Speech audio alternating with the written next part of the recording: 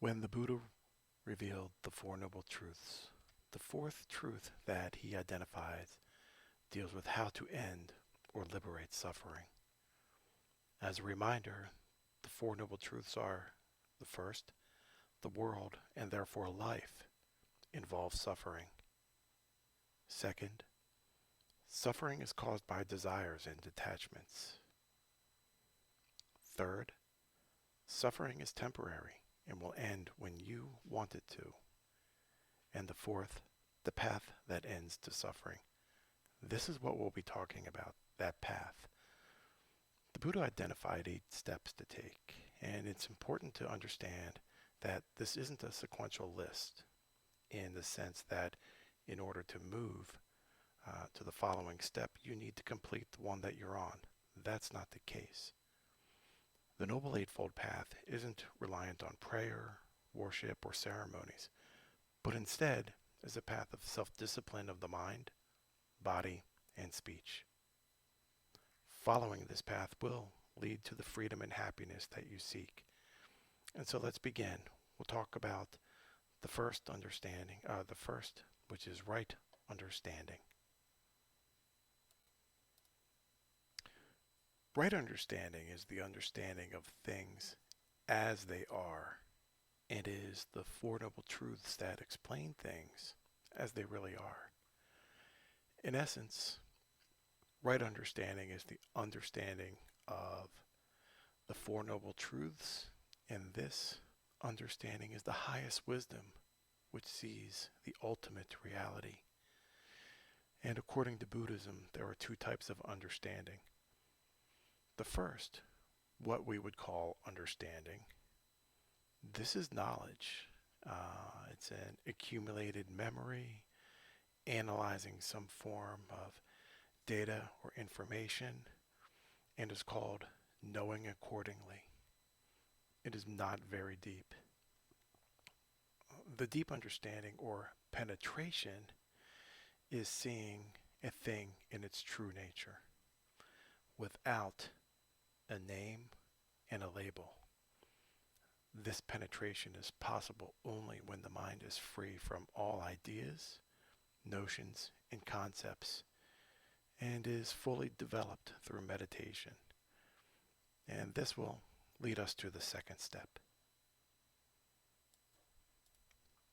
Right thought signifies the thoughts of selfless renunciation or detachment, thoughts of love, and thoughts of nonviolence, which are extended to all beings.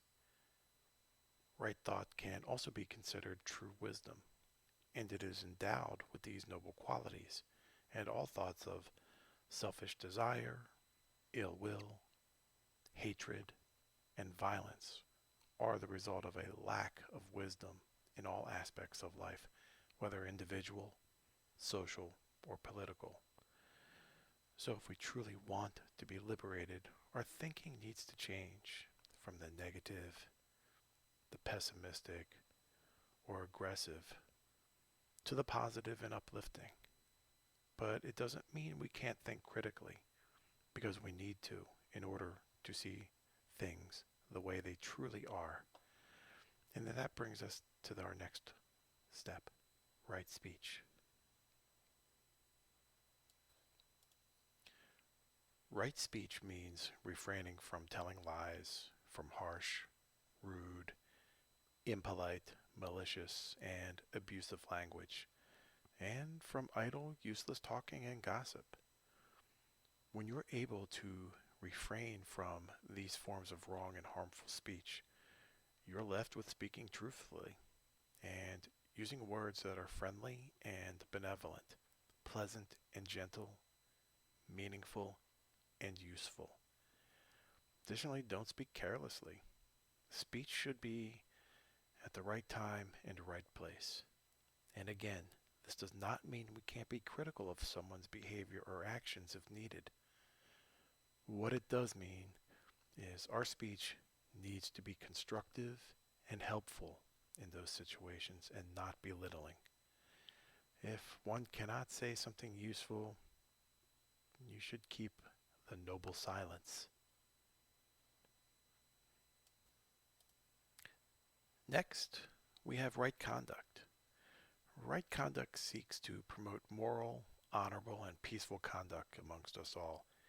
It warns us that we should abstain from destroying life, from stealing, from dishonest dealings, and from illegitimate sexual intercourse, and that we should also help others to lead a peaceful and honorable life in the right way.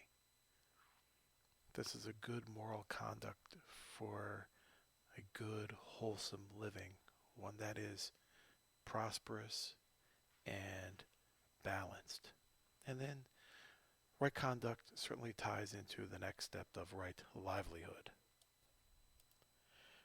Right livelihood means that one should refrain from making one's living through a profession that brings harm to others, such as trading in arms and lethal weapons, like a gun store, drugs or alcohol, like a bar or a liquor store, the killing of animals, like a butcher, cheating people, like conning them from their hard-earned money, and one should live a life by a profession which is honorable, blameless, and innocent of harm to others. Paramedics, doctors, tax accountants, teachers, nurses, or a chef. And these are only just a few examples. And it is clearly evident that Buddhism is strongly opposed to any kind of war and killing. Again, even the killing of animals. And it should be realized that Buddhist ethical and moral conduct aims at promoting a happy and harmonious life for the individual and for society. This moral conduct is considered as the indispensable foundation for all higher spiritual attainments. Spiritual development is not possible without this moral basis. The sixth step is right effort. And right effort is the energetic will to prevent evil and unwholesome states of mind from arising, and to get rid of such evil and unwholesome states that have already arisen within a person, and also to produce and to cause to arise that good and wholesome state of mind not yet arisen, and finally to develop and bring to perfection the good and wholesome states of mind already present within you. This may take some effort, as sometimes we do have a bad day, and sometimes wish ill will towards another. Keeping these negative thoughts from arising does take practice, so it's important to recognize it for what it is, so that the chances of it happening again are lessened.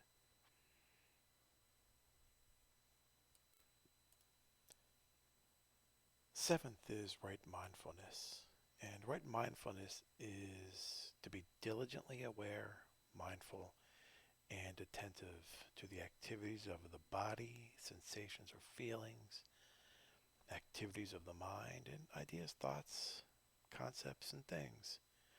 And just being aware in that present moment of what is going on around us and within us. And with regard to sensations and feelings, being aware of them, understanding that they are either pleasant or unpleasant or even neutral. Non-judgmental awareness of what they are. And as regarding with the ideas, thoughts, and concepts and things, one should know their true nature, how they appear and disappear, how they are developed, how are they suppressed.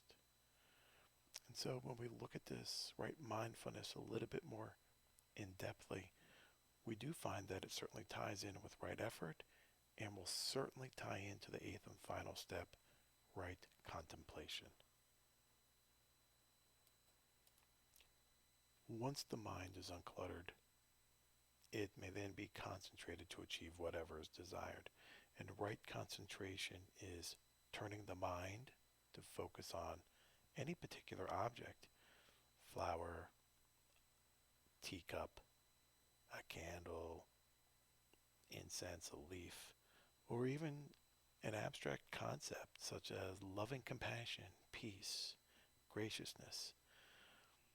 And the benefits of right mindfulness and right concentration are significant as they teach the mind to see things not as we are conditioned to seeing them, but as they really are. And at the same time, they also lead to a feeling of peace and calm with the world. By being in the moment and being able to concentrate effectively, this sense of joy is felt. And we get a release from the control of past pains and future mind games that take us closer to freedom from suffering. So as we can see, all of these 8 steps, they all tie in. They are not one of complete step 1, step 2, step 3, step 4, and so forth. There is they significantly overlap. And if you've noticed a theme between these steps, right views, right speech, right behavior, right action, right livelihood, effort, and so forth, we notice that they follow or they fall into 3 different categories: wisdom, ethical conduct, and mental discipline. And so mental discipline would be right effort, right mindfulness, and right contemplation. Ethical conduct, right behavior, right actions, and right livelihood. And then the other 3, right speech, right view, and right resolution or aspiration sometimes, as it may be called, fall under wisdom.